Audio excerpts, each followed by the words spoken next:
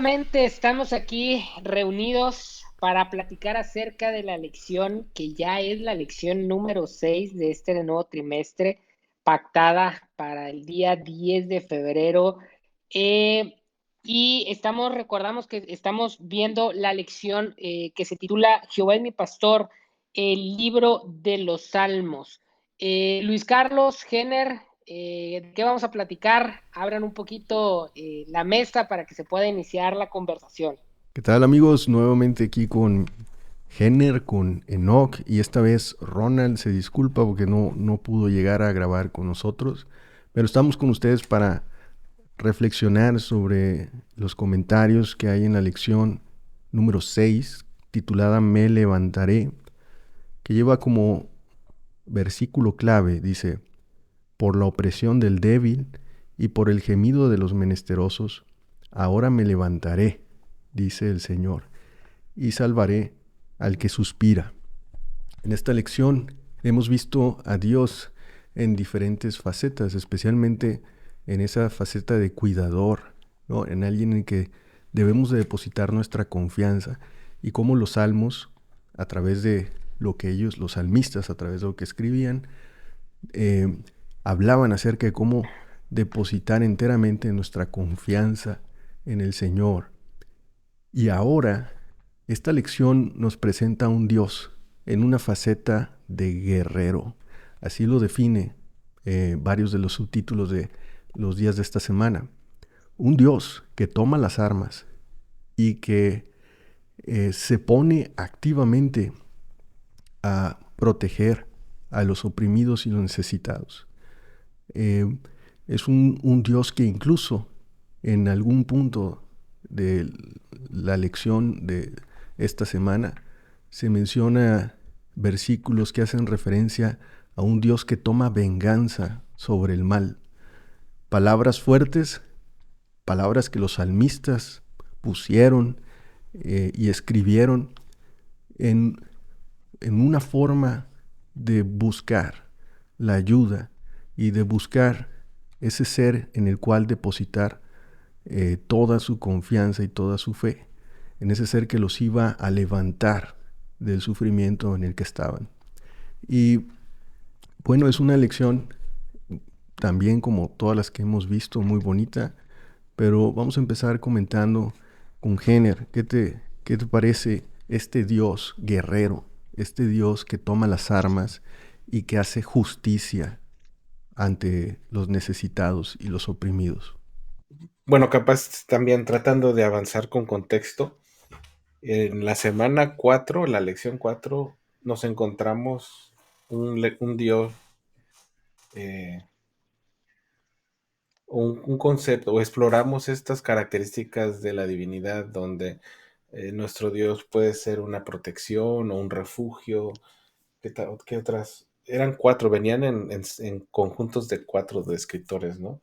Este, a protección, refugio, no, una torre de refugio y fortaleza, ¿no? Algo así Un eran los abrigo. conceptos. Abrigo. Entonces, como que esa lección exploramos estas características de la divinidad que están ahí disponibles para nosotros, ¿no? Eh, pero esta semana, bueno, pareciera que esta semana volvemos a los temas que ya se tocaron en la lección 4.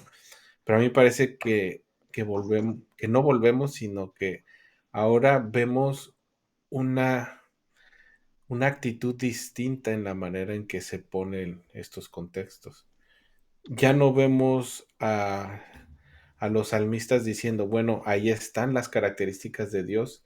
Si tú quieres, acércate y reclámalas como tuyas o como para beneficio tuyo. Ahora vemos a un Dios proactivo y hasta en veces, desde mi perspectiva, pues violento. Se pone bravo, ¿no? Se pone bravo. Se pone bravo. Se pone bravo. Saca el sable y la daga y empieza a cortar cabezas. O sea, se pone bravo. Avienta la placa, ¿no? Para los que viven en ciudad, un Dios que avienta la placa, ¿no?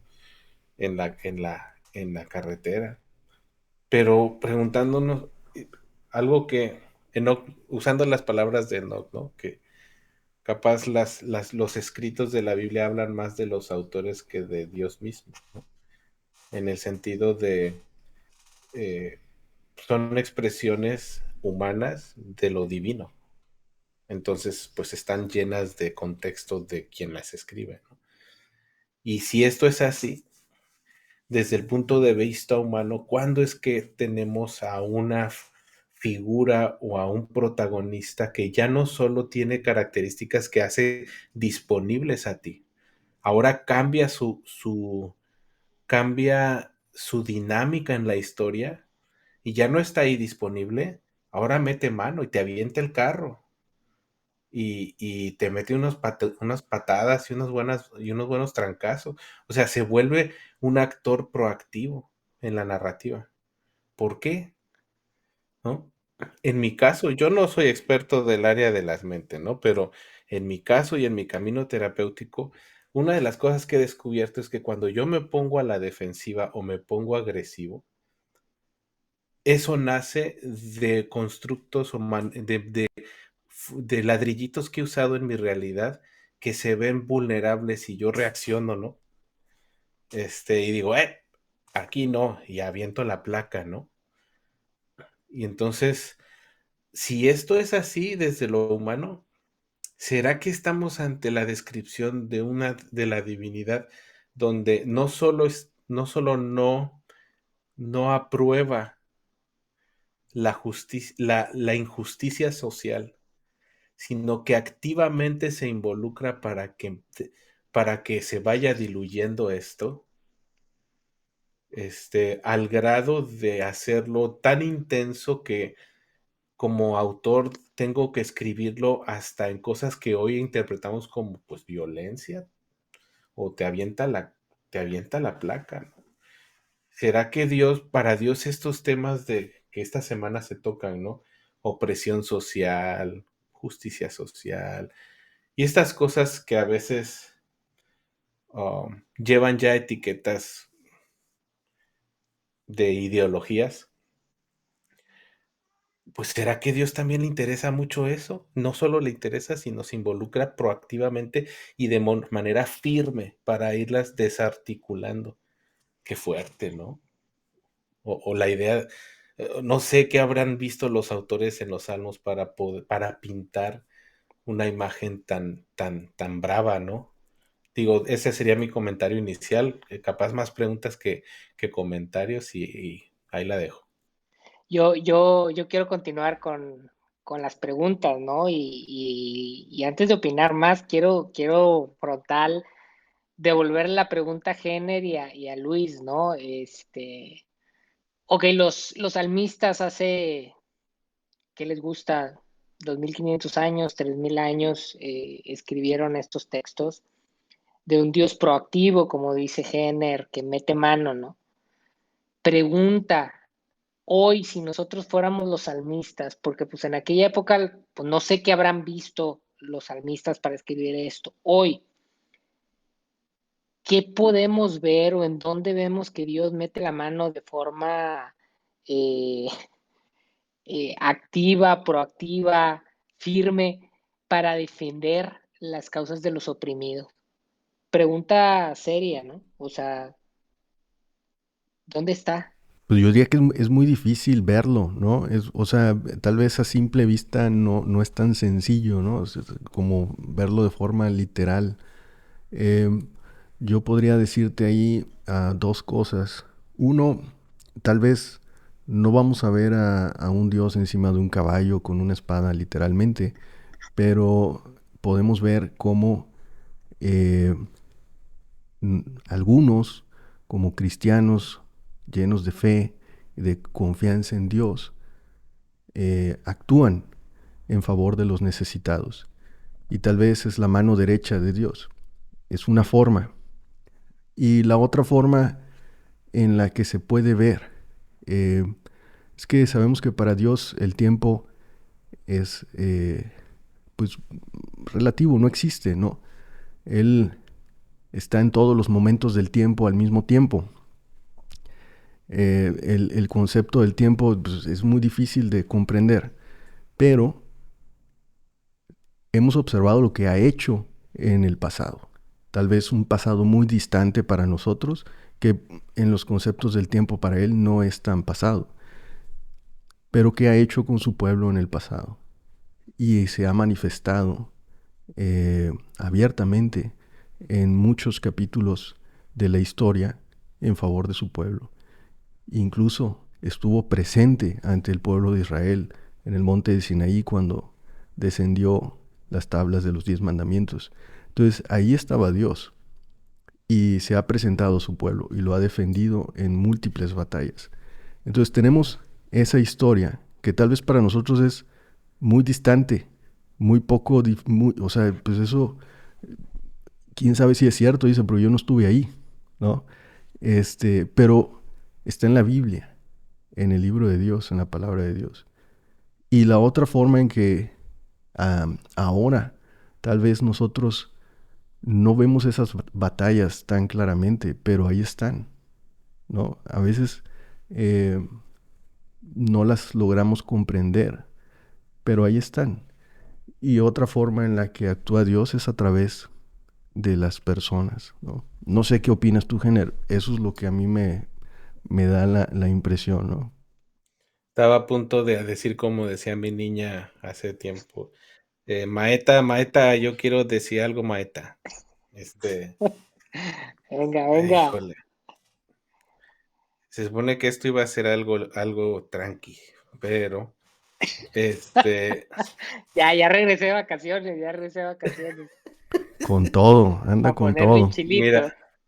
mira, yo veo a Dios, yo veo una tendencia recurrente de la narrativa bíblica en como que Dios tiene un talón de Aquiles, por decirlo de una forma, hacia las minorías y los desprotegidos, los vulnerables.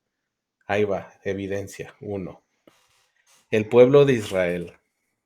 Nos encanta decir que el pueblo de Israel, los elegidos, que somos el pueblo espiritual de Israel. El pueblo de Israel eran 3 gatos arrastrados, sí, allá en el Medio Oriente. O sea, no brillaban, no sobresalían. Eran 3 gatos piojosos ahí. Eran una minoría.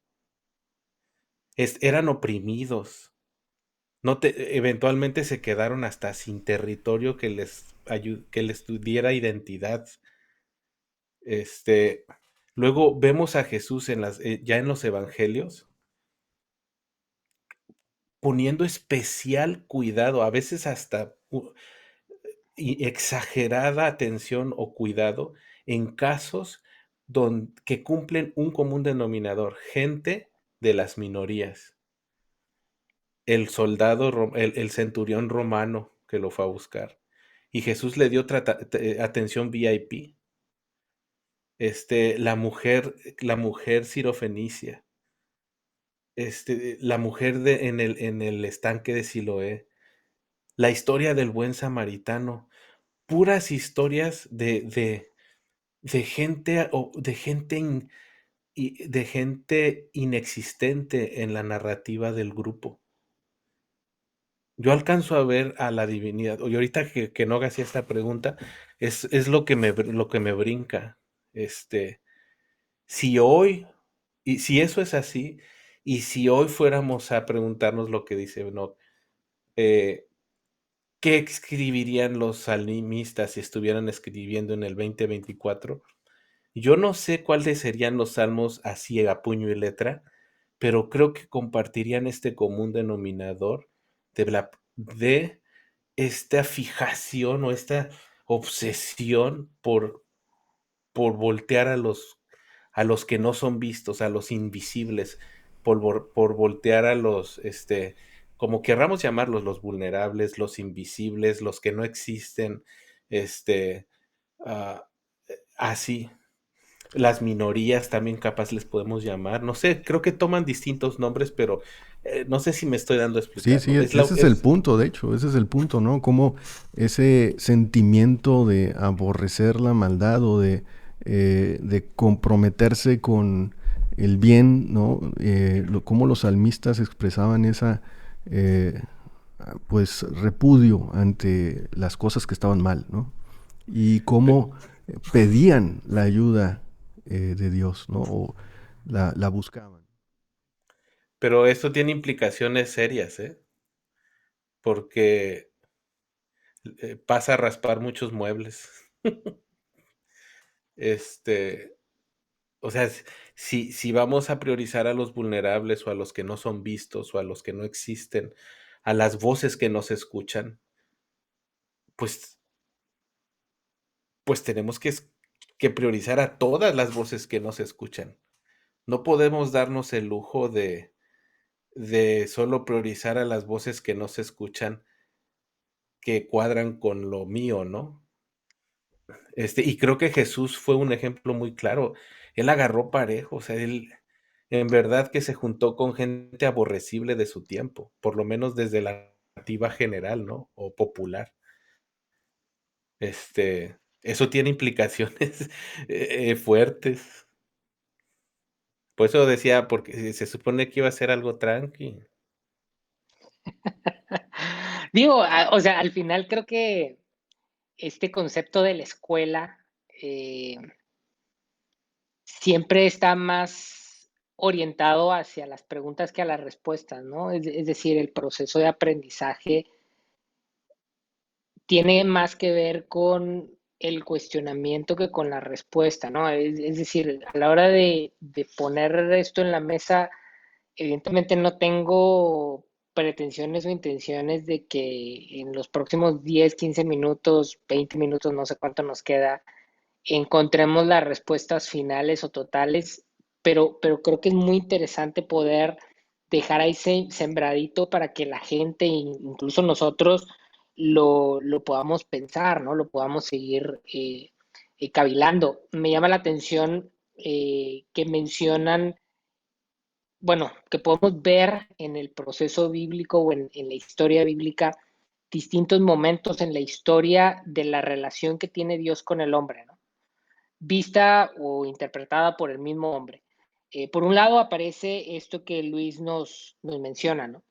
De decir, bueno, están estas historias, ¿no? Del pueblo de Israel en donde Dios interviene y bueno, las escuchábamos ahí en la escuela sabática cuando éramos niños y hoy pues podemos verlas ahí en los libros del Antiguo Testamento, ¿no? Pero luego viene Jesús y Jesús se vuelve Dios con nosotros y Jesús abre un camino distinto que Jenner nos narra, muy orientado al tema de las minorías, muy orientado al tema de precisamente eh, amar, tender la mano a esas personas que el sistema no está eh, cubriendo, ¿no? Ese sistema, a esas personas que el sistema rechaza. Y cuando digo el sistema, me refiero al sistema político, al sistema económico, pero también al sistema religioso. Es el, de alguna manera el ejemplo que Jesús nos da, sobre el cual nos dice el reino de Dios ya está aquí, ¿no? Es decir, a través de mi ejemplo, ustedes pueden ver cómo se ve el reino de Dios y es el reino que a través del discipulado, en teoría, nosotros estamos trabajando. Pero entonces bajo este caminito que vamos planteando y entendiendo que, bueno, que yo sepa, pues ya no se abren los cielos para que caiga fuego sobre aquel que hace bullying a algún indefenso, sino que se espera más bien que algún discípulo de Cristo haga estas veces, estos ejercicios. Creo yo que los salmistas contemporáneos tendrían que estar hablando de los esfuerzos que hacemos los cristianos. Es algo que pongo en la mesa, ¿eh? O sea, es una reflexión que me viene eh, por tener estas características que en los salmos vemos orientadas a Dios, ¿no? Por ver esta intención franca, decidida de los cristianos como discípulos de Cristo, que es Dios con nosotros, es decir, ya no es un Dios ajeno que viene, interviene a través del pueblo de Israel con hechos extraordinarios, sino es Jesús Dios con nosotros y ahora los discípulos de Jesús, quienes en algún momento tendríamos que ser esos guerreros que están buscando la justicia para los oprimidos, para estas personas que mencionó Jenner y que están por fuera, que están rechazados por el sistema en términos económicos. O sea, y que los salmistas registraran, pero que en el Nuevo Testamento externo, sino un Dios con nosotros y detrás del cual, bajo el nombre del cristianismo, de los cristianos, todos nosotros de alguna manera somos discípulos y herederos de esa misión. Tendríamos que ser nosotros flagrantemente quienes asumimos este rol. Y me preocupa en la lección, y luego también en lo que se apunta luego para el tema de la segunda venida de Cristo, que pues bueno, como adventistas es un tema central, que en algún momento nosotros encontremos formas bonitas de lavarnos las manos respecto a la responsabilidad de ser nosotros quienes ejercemos el rol que los salmistas están alabando para Dios. Yo sé que esto suena muy humanista, me declaro un humanista, pero creo que si no es desde el enfoque de lo que podemos hacer nosotros como cristianos, pero antes que cristianos como humanos, hacer por esas minorías, por esas personas que están en algún momento sufriendo opresión, en vano es todo lo demás. ¿Por qué en vano es todo lo demás? Porque en su momento los salmistas escribieron en un contexto que es distinto al nuestro. Y sería un error peligrosísimo para el rol que el cristianismo puede tener dentro de un mundo que sufre, el en algún momento simplemente decir, pues vamos a orar para que Diosito actúe, ¿no? A ver si como en las crónicas o en los libros de Reyes, pues se abren los cielos y pasa alguna cosa extraordinaria que ponga un poco de justicia en un mundo que está lleno de injusticia. ¿Qué podemos hacer nosotros como seres humanos en lo particular para trabajar y para sumar a la construcción de un mundo más justo? Y hay un riesgo que me sorprendió que no mencionaron, los dos se fueron hacia atrás, ¿no?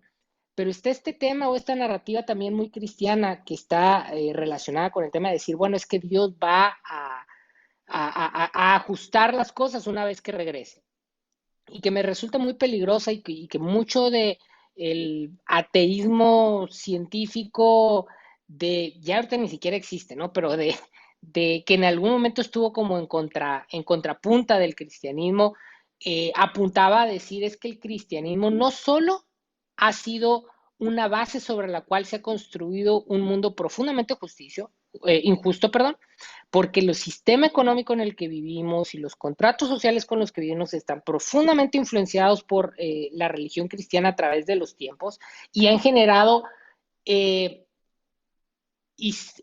un sistema que estructuralmente genera injusticias y que genera minorías lastimadas, sin que luego con el discurso de lo que puede venir cuando llegue la segunda venida de Cristo, muchas veces solapan o sostienen o aquietan lo que tendría que ser en el corazón de todo ser humano una revolución ante las formas asquerosas en las que muchas veces vivimos como sociedad y cómo sistemáticamente, sobre todo quienes somos privilegiados, y me incluyo dentro de ellos, aprovechamos un sistema construido que tiene una base sumamente judeocristiana para seguir sosteniendo un mundo en donde somos privilegiados gracias a que existen muchas personas que sufren profundamente todos los días. Y repito, basta rascarle tantito para darnos cuenta que el sistema judeocristiano está profundamente en la raíz de todos estos problemas. Entonces, ¿qué podemos hacer para realmente hacernos responsables y asumir acciones concretas, directas, proactivas, esas cosas que mencionaban de Dios, ¿no? No, que si Dios es el proactivo que aparece ahí en los Salmos. A ver, ¿cómo nosotros como cristianos podemos ser esos seres activos y proactivos que están directamente trabajando en la construcción de un mundo mejor? Porque si no lo estamos haciendo y nos estamos escondiendo simplemente en decir, ay, mira qué bonitos salmos de cuando Dios traía justicia en el Antiguo Testamento, o diciendo, ay, pues ojalá que venga Cristo mañana para que entonces todo esto se acabe, pero en lo que viene yo sigo disfrutando de las injusticias sistemáticas de las cuales no soy solo parte, sino que desde mi sistema de creencias soy de alguna manera fundador y sostén de ese tipo de sistemas, estamos perdidos. Sí, yo creo que estamos comprometidos a unirnos en este aborrecimiento a la injusticia, ¿no? A lo que pasa con los pobres, con los necesitados, a, este, a esta pasión, pero más que la pasión, ¿cómo lo describiríamos? Como un desprecio por eh, la injusticia que hay en el mundo. Y tú no puedes ser indiferente a eso, y creo que eso es parte del llamado de los salmistas, que ellos veían esto en su contexto y no les gustaba, no lo querían, lo despreciaban y era tanto su fervor, su añoro porque se hiciera justicia, que solo alababan al único que puede realizarla. Y es ahí donde voy un poquito a los comentarios que vienen de no, por supuesto que participamos nosotros en esta misión de, de no dejar pasar las injusticias, ¿no? De no ser parte del sistema como cristianos y como seguidores de Cristo, pues no podemos ser indiferentes ante estas injusticias y ante la opresión social, pero sí tenemos que reconocer que nuestras manos por sí solas, aunque seamos tan hábiles, aunque tengamos todos los recursos económicos, aunque seamos la mente estratégica más hábil del mundo, no es suficiente. Cuando tú actúas, lo haces con la bandera de Cristo, con la bandera de Dios, y solo a Él le deberíamos de dar el reconocimiento. Nuestra habilidad y nuestra capacidad no son suficientes y debemos de reconocer al que de verdad hace justicia. No debemos de buscar hacer nuestra justicia. Deberíamos de buscar que Dios trabaje a través de nosotros, ¿no? Y ese es el punto de tal vez no caer tampoco en el extremo de decir fue por mi mérito que yo logré rescatar a 1000 personas de la pobreza, ¿no? O fue por mi mérito que le di refugio a 10,000 personas que estaban migrantes, ¿no? Que venían de Latinoamérica, de Sudamérica y venían a Estados Unidos. Yo les di refugio a 10,000 migrantes y por mí 100 familias lograron reunirse. Más bien lo que los salmistas hacían es que daban el reconocimiento a Dios, porque a través de Dios es que se cumplen todas estas cosas. Entonces ahí es un punto que la lección también nos llama a reflexionar, ¿no? En que sí, nosotros actuamos así como David libró muchas batallas en el nombre de Dios, pero él reconoció que Dios fue el que lo llevó a la victoria. Y eso es lo que nosotros debemos de reconocer también. Lo otro que me llamó la atención de la lección es que tenemos que reconocer que no vamos a solucionar el problema. ¿Sí? Por más que hagamos, por más que planeemos, por más que pensemos, eh, puedes poner tu grano de arena, puedes participar y alabar a Dios por eso, pero difícilmente vas a resolver el problema y no te debes de frustrar por eso. No te debes de frustrar porque tal vez no estás haciendo suficiente o tal vez no, no, no tienes los medios para hacerlo. El problema no lo vas a resolver tú, no lo voy a resolver yo, no lo va a resolver alguna organización especial. El problema lo va a resolver Dios. Ese es otro punto de los salmistas, ¿no? Que reconocían que solo Dios es el que imparte justicia y traerá justicia a este mundo en el que vivimos y que sí participamos nosotros, ¿no? Somos parte de Él, de su mano, pero no somos la solución completa.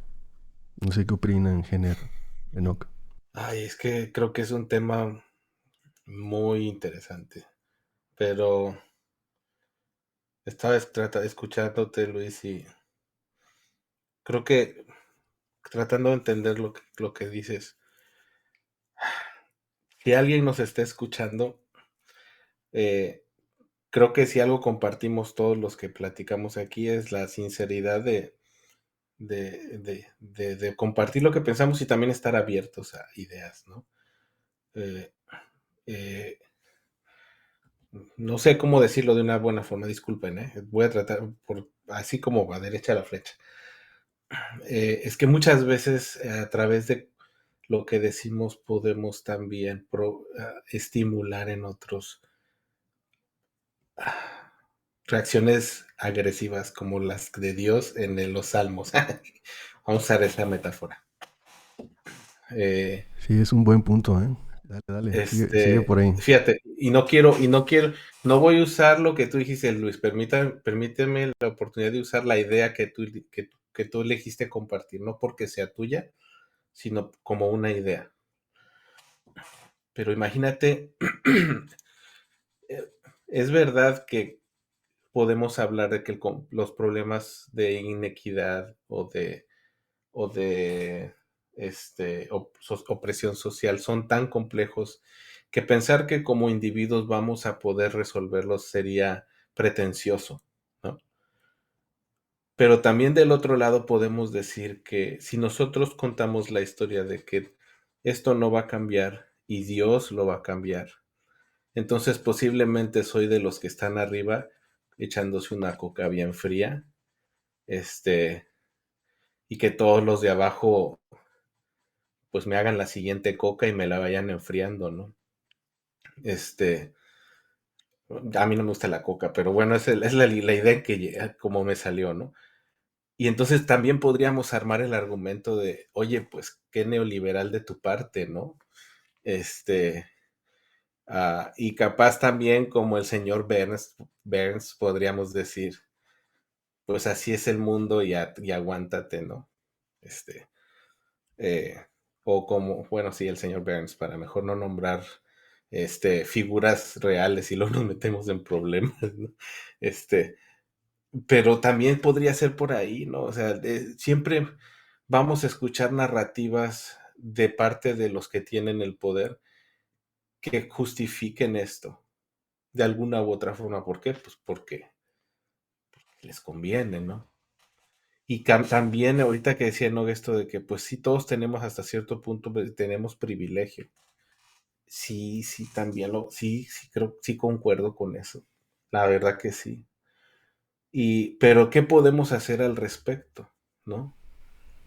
Ah, capaz esta lección, si algo es un llamado, no usemos la palabra violento porque ahorita ya tiene otros contextos, pero un llamado firme y agresivo a, a reajustar el enfoque de nuestro entendimiento existencial, en el sentido que al nivel donde estemos, en la escala social donde estemos, siempre va a haber alguien arriba de ti y otro abajo de ti, por decirlo de una forma ilustrativa.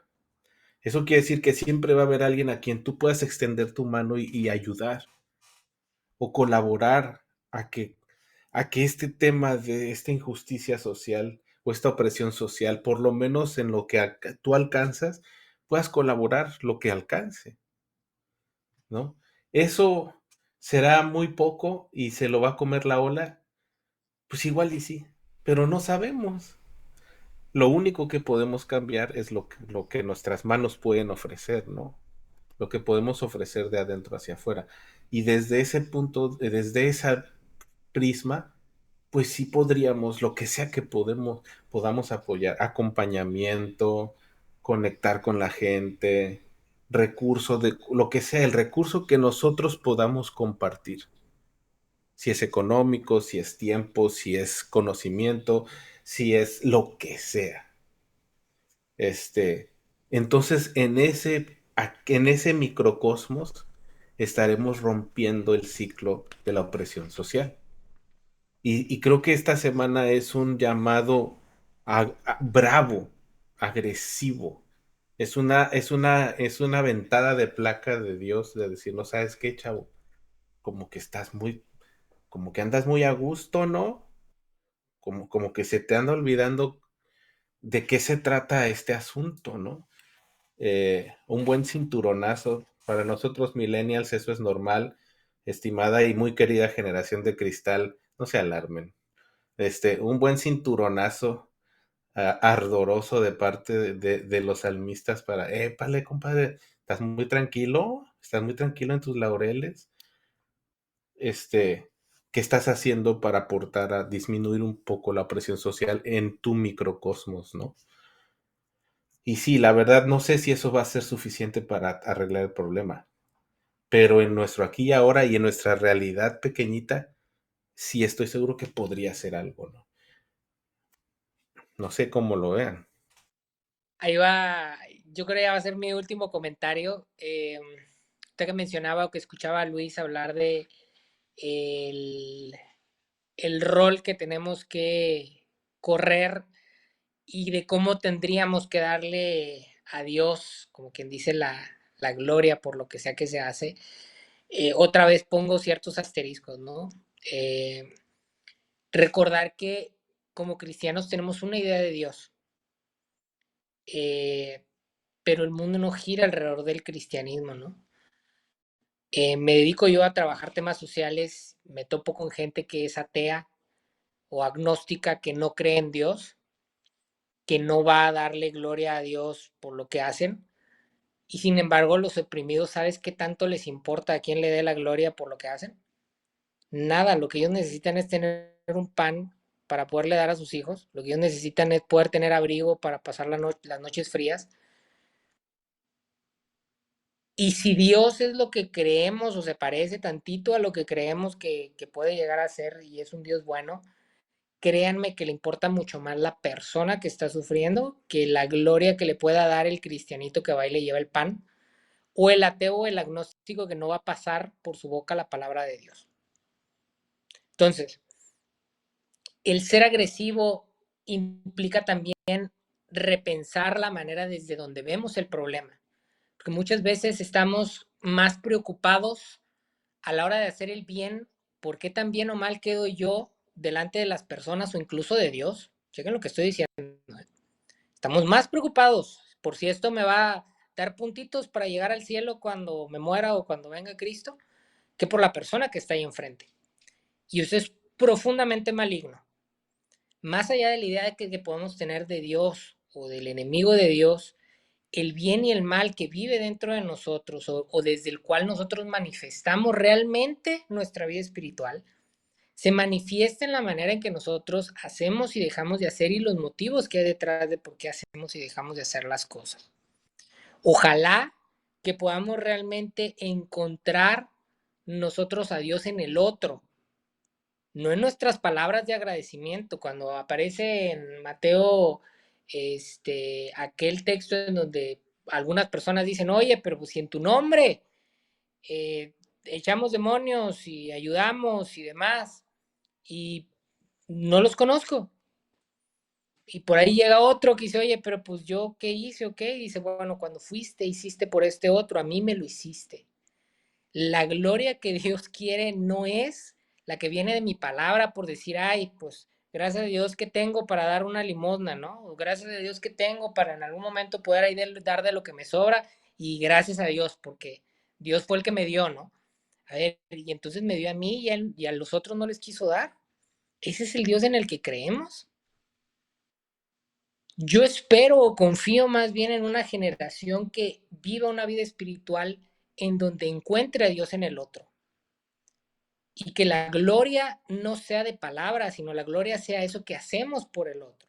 Me gusta lo que dice Jenner en el sentido de decir, al final, no se trata de, en algún momento, no creo tampoco en el socialismo o en el comunismo, de decir, bueno, entonces pues todos vamos a poner lo que tenemos en la mesa y repartimos por igual, porque entiendo que existen ahí incentivos humanos que pervierten las cosas. Pero vivimos, y a lo mejor lo voy a hablar ahí, la generación de cristal más que a la nuestra, que esta Gener hizo alusión por si en algún momento alguien nos escucha, que no creo, ¿verdad? Ellos están en TikTok, esto de YouTube ya es para los viejitos, este, pero bueno, si alguien por ahí está escuchando, se vive una crisis actualmente muy fuerte de identidad y de propósito. Y la solución a esa crisis de identidad y propósito está precisamente en que podamos poner nuestras vidas a disposición de los otros. Repito, esto no significa que nos tenemos que ir de voluntarios a África el resto de nuestras vidas. No, no, no, no, no. Significa que aprendamos en algún momento a conocer esas habilidades, esas cualidades, esas herramientas que tenemos, que la vida nos dio por suerte. No, no, nada de que, ay, gracias a Dios estudié. No, a ver, si gracias a Dios yo estudié, entonces gracias a Dios el 90% no estudió. A ver, tocaron circunstancias que permitieron que yo estudiara. Eso que yo tengo, esas herramientas, esas capacidades, ¿cómo las puedo poner al servicio de la humanidad? ¿O eso significa que tengo que vivir en pobreza para que entonces los demás? No, no, no. Significa que con lo que tengo, oriento mi vida antes de pensar en sumarle ceros a mi cuenta bancaria y sin que esto signifique que no voy a tener que comer. ¿Cómo organizo mi vida para que tenga un propósito que está relacionado con los otros? Y en ese sentido, repito, honrar a Dios no con el decir, ay, pues gracias a Dios que tuve para dar, sino con el dar entendiendo que Dios está ahí en el otro. Y esto es bíblico. Por cuanto lo hiciste a alguno de mis hermanos más pequeños, a mí me lo hiciste. Y si no nos ponemos serios al respecto, vamos a seguir jugando a la iglesita y vamos a seguir sosteniendo desde nuestro cristianismo sistemas opresivos, sistemas que no solo terminan por generar un mundo que es cada vez más desigual y más injusto, sino que está construyendo un mundo de personas vacías, sin propósito y que tratan de ponerle un parchecito a la ruptura, pagando sus diezmos y yendo a cantar a una iglesia. Que repito, no digo que esté mal pagar el diezmo quien quiera pagarlo y ir a la iglesia quien quiera ir a la iglesia. El problema es cuando eso se convierte en una forma de dejar de hacer lo que realmente tendríamos que hacer, que es poner nuestras vidas en sacrificio, como lo hizo el ejemplo de Jesús, por los demás. Repito, no estoy diciendo que tenemos que dejar todo lo que tenemos para irnos de voluntarios en algún lugar, no. Desde lo que tú sabes hacer, desde tu profesión, desde tu trabajo, ¿cómo utilizas eso para construir un mundo mejor? ¿Cómo utilizas eso para poder tratar de sanar, ustedes que son médicos, a un mundo que está lleno de enfermedades? ¿Cómo podemos utilizar lo que tenemos para poder permitir que con la ayuda de Dios o dependiendo del sistema de creencias que cada quien tenga, esos esfuerzos permitan construir un mundo mejor? Hasta donde dé, y si no da, y entonces pues viene Cristo y deshace este mundo para armar otro, ok, no lo sé. Mientras eso no suceda, ¿qué puedo hacer yo hoy para convertirme en ese guerrero?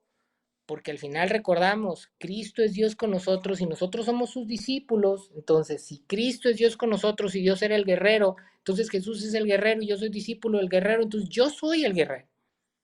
Y cómo eso puede transformar no solo la vida de los demás, sino la mía a una de mayor plenitud, a una de mayor satisfacción, a una de propósito y a una de cumplir con mi rol de ser un hijo de Dios.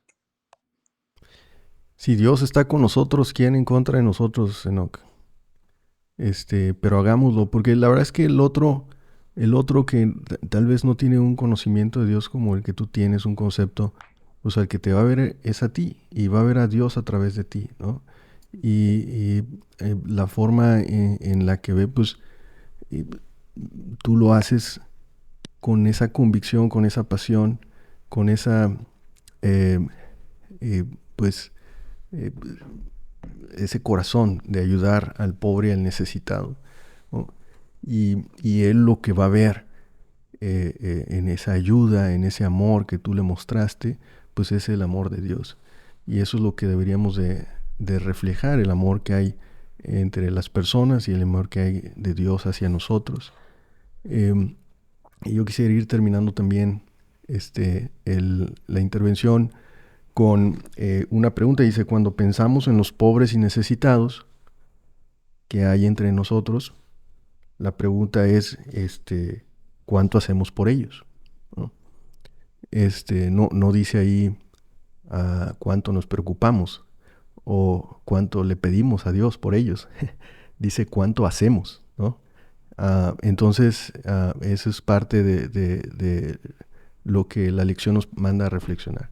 Y lo otro es el Salmo 82. El Salmo 82 me llamó la atención porque es una crítica a los líderes y la influencia que tiene el poder, eh, y lo que hace el poder y los líderes sobre, o lo que ellos podrían hacer sobre los necesitados y los oprimidos, ¿no? Y acerca de ellos dice, ¿hasta cuándo juzgaréis injustamente? Hablando de los líderes, los que tienen poder de tal vez hacer algo más que lo que tú y yo podemos hacer de uno a uno. Ellos que tienen el poder, que tienen el liderazgo, la autoridad. Dice, ¿hasta cuándo juzgaréis injustamente? ¿No? Corrupción, maltrato o indiferencia o simplemente egocentrismo en el que el único que importa eres tú y el otro no, pues no te interesa. Dice el Salmo 82, dice, defended al débil, al huérfano, haced justicia al afligido y al menesteroso, librad al afligido, al necesitado, libradlo de la mano de los impíos. Entonces, y al último te dice, yo dije, vosotros sois dioses y todos vosotros hijos del Altísimo, Altísimo. O sea, dicen, ustedes se creen dioses todos porque tienen la autoridad, tienen el poder. Pero todos ustedes que se creen dioses son hijos del Altísimo. Dice, pero como hombres moriréis. Aunque te creas Dios y tengas la autoridad y que dice, como hombres moriréis y como cualquiera de los príncipes caeréis. Levántate, oh Dios, juzga la tierra porque tú heredarás todas las naciones. En esta crítica que se hace o reprimenda a los líderes que tienen la posibilidad de hacer algo más. Dice, son líderes que en su propio egoísmo, ¿no? Y codicia, ¿no? Hace que se centren en ellos mismos o sus familias, ¿no? Y se olvidan de los que rodean y los que necesitan apoyo. Entonces, en este salmo también se reconoce la influencia de los líderes y las personas que tienen poder. Tal vez no nada más, ojo, en que la lección así lo reflexiona, no nada más un líder de una persona o de un líder único, ¿no? Sino tal vez un liderazgo y autoridad en el tema de una organización o de una religión o de una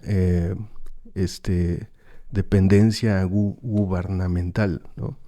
Entonces, muy interesante la reprimenda del Salmo 82 y el llamado a hacer algo y no es ser indiferentes. Para mí creo que ese sería el punto de la lección de esta semana, el llamado a no ser indiferentes, a hacer algo, a tomar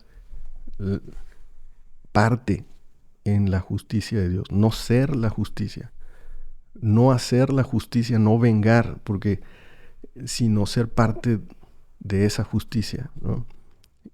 Interesante. Y por último, que ponemos todos nuestros granitos de arena, pero sabemos o tenemos la esperanza y la fe de que llegará un punto en el que todo esto que se ha acumulado a lo largo de las años terminará, ¿no? El sufrimiento, la maldad, la injusticia, y llegará el juicio en el que Dios triunfará y tendrá la victoria. Aquí hay un punto en que dice, bueno, ¿y cuándo? ¿No? Esa es la gran pregunta, ¿no? ¿Cuándo y por qué no ha hecho nada? ¿Por qué no ha hecho nada después de todos estos años de gente sufriendo, ¿no? Toda la maldad acumulada y no hace nada todavía. Y es algo que es una pregunta que todos nos hacemos y debemos de reflexionar. Este, y bueno, por ahí vamos a, también la lección hace algunos comentarios de eso, pero ahí lo vamos a dejar hasta hoy, ¿no? No sé si tiene algo más, Jenner, Enoch. Yo quisiera agregar, bueno, del tema de los líderes no quiero agregar porque se nos complica aquí el tiempo, pero creo que ese es otro tema muy importante a hablar en otro contexto. También me llamó la atención el versículo principal de la semana, ¿no? Salmo 12:5. Pero leyendo el versículo 4, fíjate cómo le da contexto. A los que han dicho, por nuestra lengua prevaleceremos, nuestros labios son nuestros.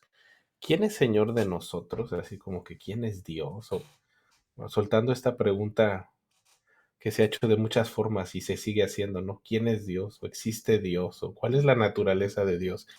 Y el versículo 5, por la opresión de los pobres, por el gemido de los menesterosos, ahora me levantaré, dice Jehová, pondré en salvo al que por ello suspira. Ah, no sé, veo el versículo 5 como eh, en esta narrativa Dios mismo haciéndose cargo de decir, ok, si alguien es Dios, o si quieren saber la esencia, mi esencia es esta repulsión que tengo a a la inactividad o a la ignorancia de los pobres, de los menesterosos, de los que suspiran. Y parece ser que esto que compartíamos en el momento en que nosotros extendemos un apoyo o una manera de empoderar al desprotegido, hay algo religioso, hay algo ahí religioso en esa interacción o espiritual o hay algo ahí. No necesita ser instagrameado ni tiktokeado, porque creo que estamos en la presencia de lo divino, ¿no? Estamos permitiendo, estamos cumpliendo, estamos personificando la esencia divina, porque Dios dice en el Salmo 12:5, yo si algo soy es soy alguien que se levanta y hace algo al respecto de la opresión de los pobres, el gemido de los menesterosos, etcétera, etcétera. Me parece eso muy interesante y no sé, a mí en lo personal me llevo esta lección o este jalón de orejas de continuar buscando activamente cómo puedo uh, a- personificar la esencia divina a través de priorizar a los menesterosos, priorizar a los desprotegidos desde lo que me alcance, ¿no? Tampoco andarle haciendo a loco desde lo que me alcance. Yo me llevo ese desafío. Gracias, Jenner y Enoch. Esperamos verlos la siguiente semana, ahora con Ronald, que se nos una, y esperamos también con un invitado, tal vez. Tenemos un invitado para la siguiente semana, así que estén pendientes. Fuerte abrazo, bendiciones.